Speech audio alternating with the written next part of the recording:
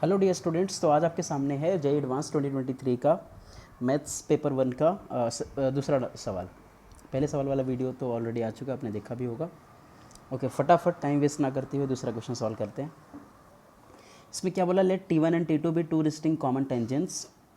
एक एलिप्स दिया है एंड द पैराबोला समथिंग, ठीक है। तो मैं क्या करता हूँ, अभी के अभी डायग्राम बना लेता हूँ। कुछ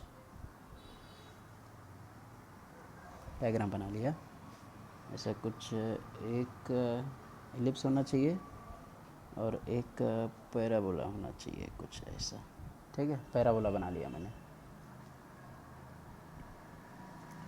तो जो ई है, ई देखिए, इसका नाम ई रखा गया है और इसका नाम पी रखा गया है, ठीक है भैया। अब क्या बोला जा रहा है कि टेंजेंस ड्रॉ किया जा रहा है। T1 touches P at E N. अच्छा, P पे A1 पे टच कर रहा है। पहले तो मैं टेंजेंट बना दूँ। टेंजेंट देखिए कुछ ऐसा बनेगा, कॉमन टेंजेंट्स की बात कर रहा है ना, ऐसा बनेगा कॉमन टेंजेंट, और एक कॉमन टेंजेंट कुछ ऐसा बनेगा, है ना। अच्छा, चलो टेंजेंट तो रेडी हो गया। नामकरण क्या है कि यहाँ के पॉइंट को A1 बोला जा रहा है, A1, यहाँ वाले को A2, फिर यहाँ पे जहाँ पे टच कर रहा है A3, और ये वाला A4। ओके, पैराबोला का इक्वेशन लिखा है y square is equal to 12x, और एलिप्स वाला इक्वेशन है x square upon 6 plus y square upon 3 is equal to 1।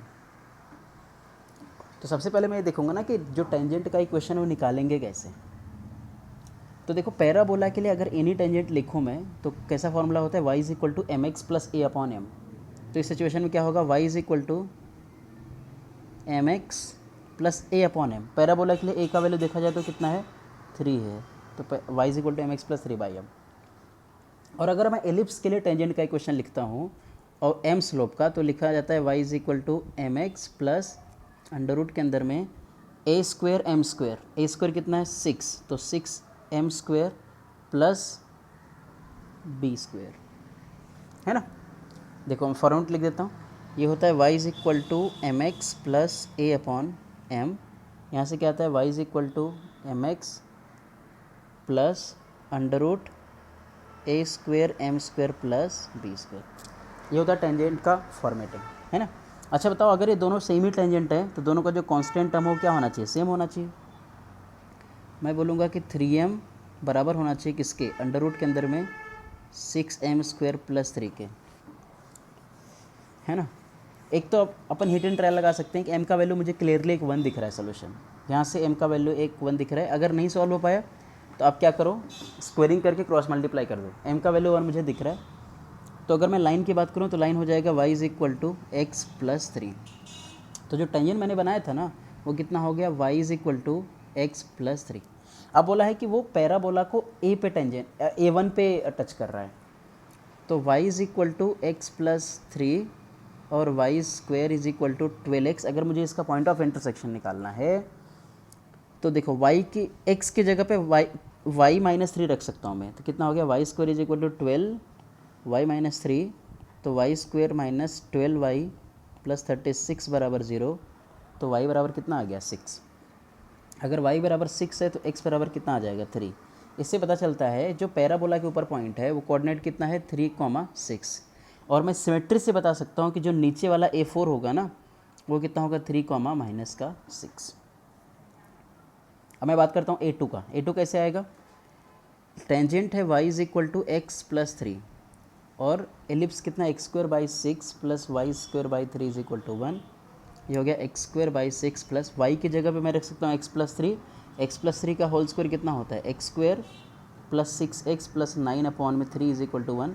Total equation को 6 से मल्टीप्लाई किया, x square plus 2x square plus 12x plus 18 minus 6 is equal to 0। Right side में 6 आ रहा था, उसको मैं लेफ्ट में लेके आ गया। ये बन चुका है 3x square plus 12x plus 12 is equal to 0, which is x square plus 4x plus 4 बराबर 0। x इज इक्वल टू कितना आ गया, -2।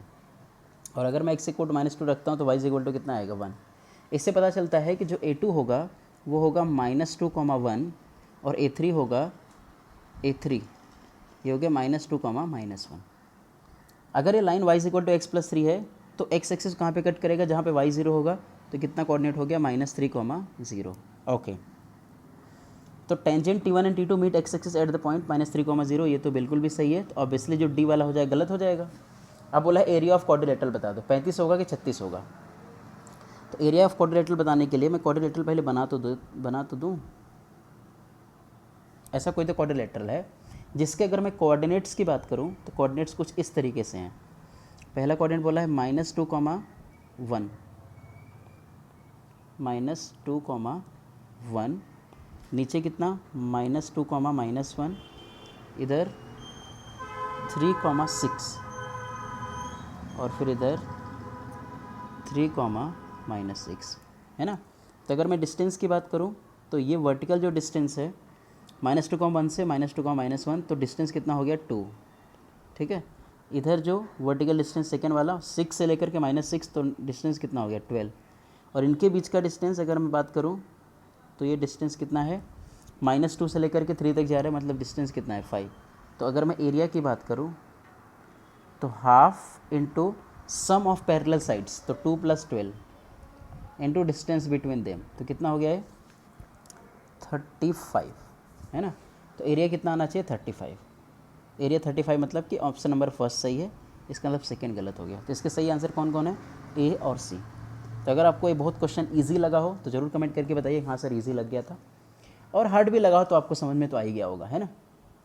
ओके, अच्छा हाँ, जो भी अभी इस साल एडवांस की तैयारी कर रहे हैं वो सबसे पहले क्वेश्चन को देखें और सॉल्व कर लें खुद से ही, है ना। जैसे अभी तो सोल्यूशन आपने देख लिया होगा तब सुन रहे हो, बट नेक्स्ट वीडियो में ध्यान रखना पहले खुद से सॉल्व किया करो, उसके बाद